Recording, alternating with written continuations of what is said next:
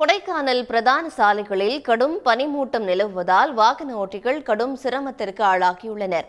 இது தொடர்பான கூடுதல் தகவல்களை செய்தியாளர் கார்த்திக்கிடம் கேட்கலாம். கார்த்திக், தகவல்கள் என்ன?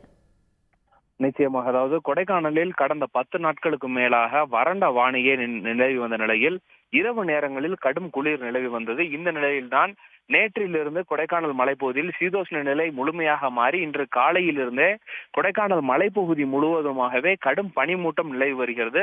இதன் காரணமாக கொடைக்கானலுக்கு வரக்கூடிய 2 பிரதான சாலைகள், வத்தலகுண்டு கொடைக்கானல் பிரதான சாலை மற்றும் பழனி கொடைக்கானல் பிரதான சாலை ஆகிய 2 சாலைகளிலுமே கடுமையான பனிமூட்டம் நிலவி வருகிறது.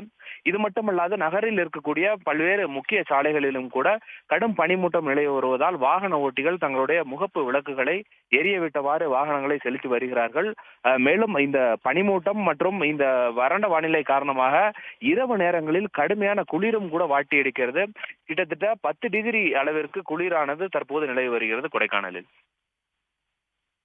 விவரங்களுக்கு நன்றி கார்த்திக். உடனுக்குடன் செய்திகளை தெரிந்து கொள்ள சன் நியூஸ் பெல் ஐகானை கிளிக் பண்ணுங்க.